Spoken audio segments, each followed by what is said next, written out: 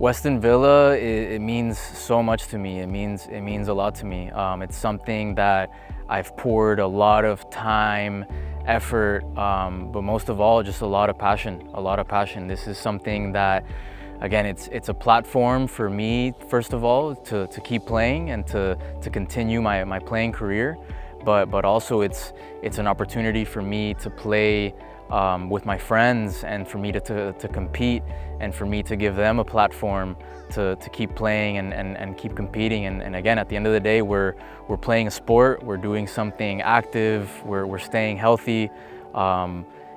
Because we're committed to something like this club that's bigger than all of us, there's a commitment and there's discipline and there's a little bit of application to stay healthy and to make the right choices. I started playing soccer because I would spend my summers as a kid in Colombia.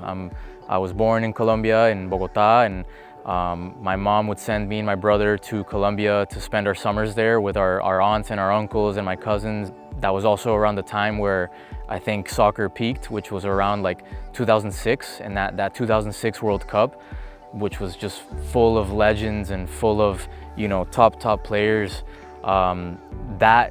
Getting into soccer, and especially around that time, is what really just started that love and that passion for me. And eventually I got good enough to try out for travel soccer.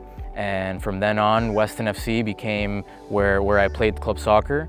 Again, super fortunate of being local and this being my local club.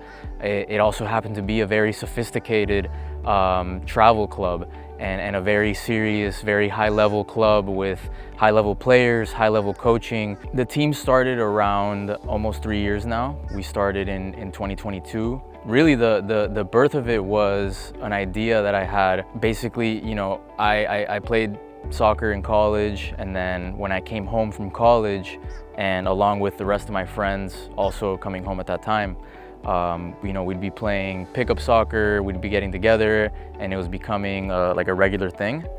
And eventually I realized, I can still compete, my friends can still compete. This is something that we're doing regularly. But on top of that, we were also having trouble finding places to play.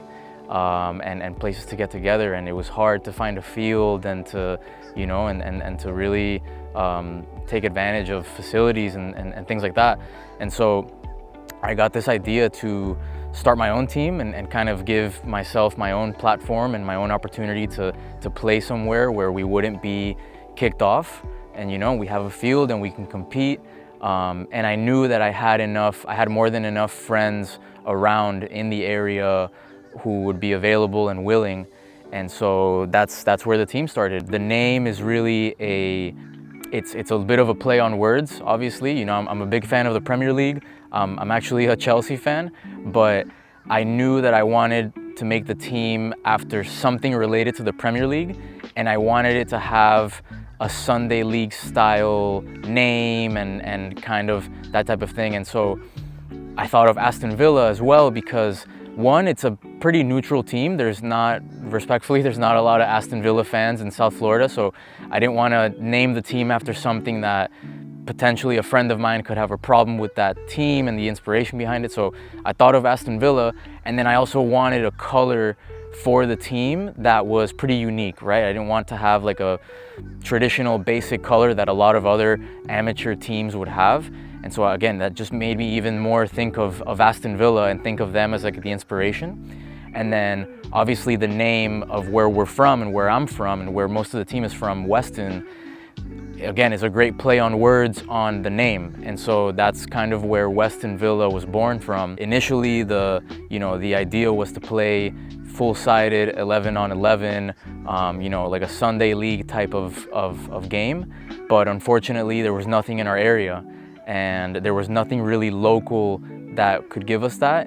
So instead, I had to find small-sided leagues. And so we started first in a 5v5 league at this one place called Soccer 5, Brian Piccolo. We did really well in that first season, and we actually we snuck into playoffs as the last seeded team, and we ended up going all the way and winning the entire league on our first season. And so that achievement, that accomplishment of our first season together ever as a team, winning and becoming champions, that was really, really special, and that really kicked off the thing, you know, it kicked everything off for the whole club and kind of where we are today. Just a winning culture, a winning mentality, a really high confidence in our abilities and in our level of play, and in our ability to just compete with anyone and compete locally and, you know, in these amateur leagues. Eventually, I discovered this new league called UFL, and I saw that it was an 11 versus 11 league. It was a Sunday league, and it was proper. It was organized, it was competitive, it was legit. And so finally, you know, that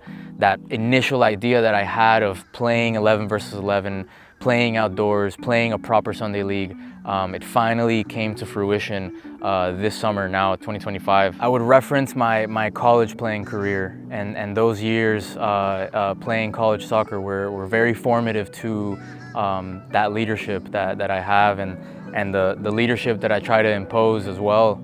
That was when I really matured as a player and matured as a person, as a young adult, right? Playing college soccer, you have to balance a lot of things. You have to grow up quickly, and there's a lot expected of you. I was very lucky and very blessed to have played with other captains who taught me a lot and who I looked up to as examples and as reference points. And to this day, I think back on a lot of these guys that I shared a locker room with, you know, especially, you know, my captain in my high school team, my captain as a freshman at Suffolk. You know, these were guys that in my opinion were great captains and showed qualities that I wanted to show as well.